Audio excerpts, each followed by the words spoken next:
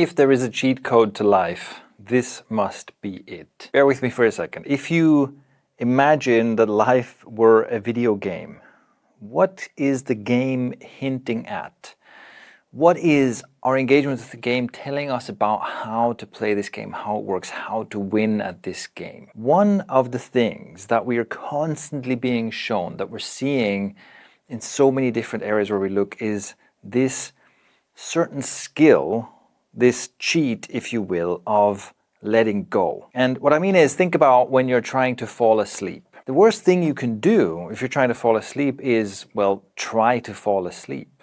Even though the goal of wanting to fall asleep and the goal of getting enough sleep and being rested the next day makes a lot of sense. Of course, that's what you want. But the more you think about it and the more you worry about it, the less likely it is that you will fall asleep and have a restful night.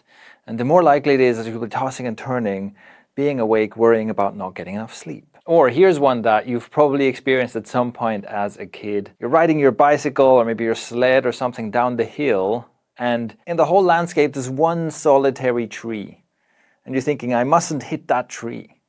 And you focus so much and try not to hit the tree that you end up hitting the tree. Of course, it makes a lot of sense. Of course, you don't want to hit the tree. It's very important to not hit the tree when you're going down a hill on a bike or in a sled. But somehow you have to both want to avoid the tree and then forget about it and let go of that and focus on where you want to go instead. Or how about this one? You're at a job interview or giving a presentation or talking to someone you fancy, and you think, oh, I hope I don't seem nervous and weird.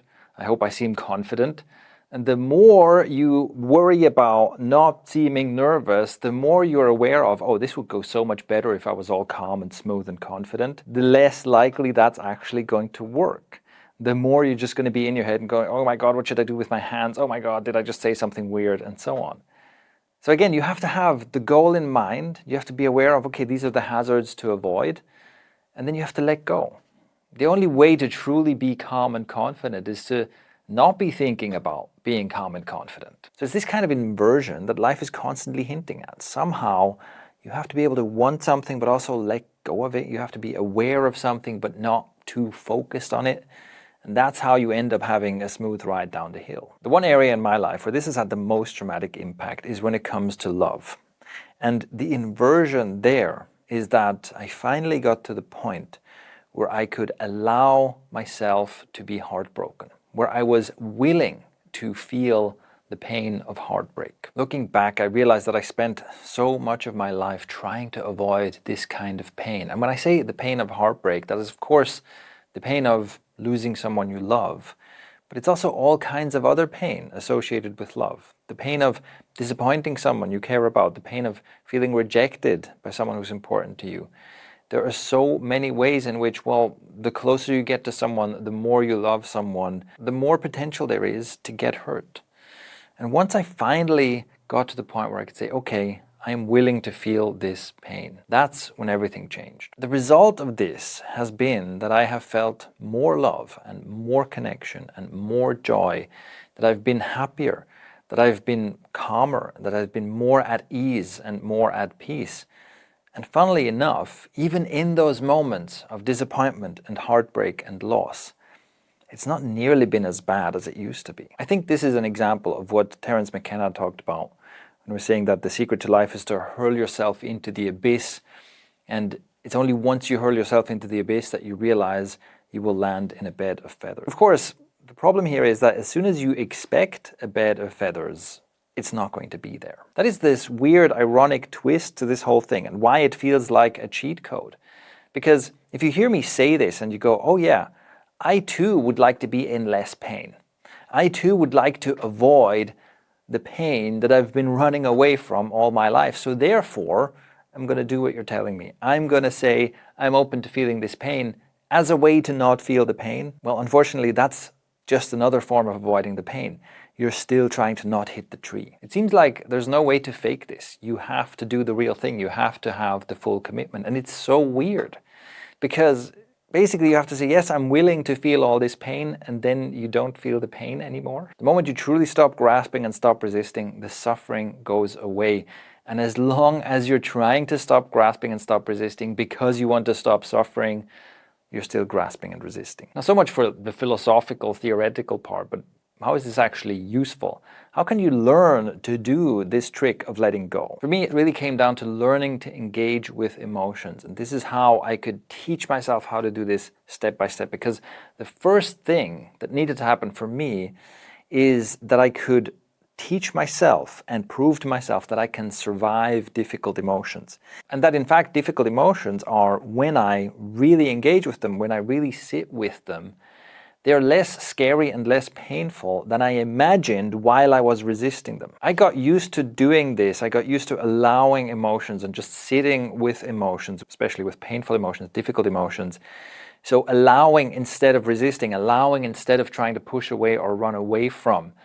Doing this with whatever came up with, let's say, smaller, difficult emotions was what I did to teach myself how to do this, and also to gain a feeling of safety, to realize that, oh, I can handle difficult emotions and it's actually not that bad. And sometimes it's quite beautiful. So I've talked about this elsewhere, how the actual experience of grief is quite a beautiful emotion.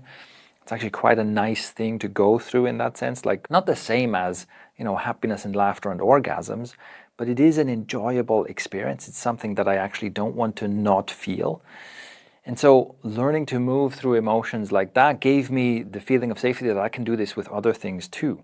Then I started to bring it into relationships. So first, this is kind of a solo practice where I'm doing it by myself. And then in relationship with others, I start being more open to experiencing emotions, even ones that I would usually run away from. So experiencing the tension of conflict, or also just experiencing someone else's sadness or someone else struggling without immediately trying to do something about it, without trying to resist it, essentially.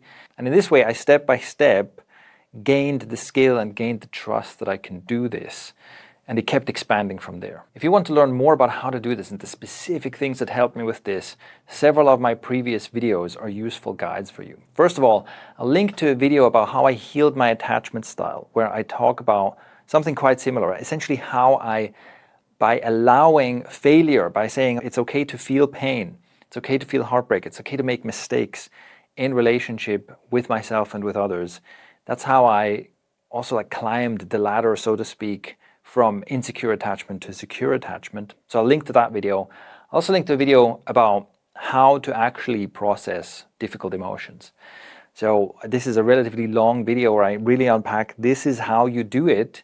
And I made a very detailed video because, well, first of all, it's such an important skill. It's been so good for me, but also I haven't really seen much really useful and in-depth content on how to actually do this. I see a lot of people talk about processing emotions, but it's often like, well, you should process your emotions. Processing your emotions is good, but how do you actually do it? In my experience, there's really only one way. There's only one direction, which is the correct direction. And I'll link to the video where I explain exactly how to find that direction. And then I'll also link to my videos about the emotional charge model, which is a way to understand how emotions build up and need to be discharged, that I found extremely useful for understanding myself, but especially for understanding and also being of service to helping other people move through difficult emotions. So all of that is in the description below this video. Like I said in the beginning, the reason I'm talking about all of this is it feels like this is such a fundamental life skill. It feels like this is maybe the cheat code, the unlock that, at least for me, has made the biggest difference in my life. And so many of the things that I've been doing, and also so many of the things that I've been talking about, ultimately all point to this. This is a common theme that I have found in so many different practices. The things that are transformative about them, the things that are most powerful, all point in this direction. So I hope you find this useful and inspiring. And if you have any other questions about this or anything else to share on this strange skill of letting go, please leave a comment below.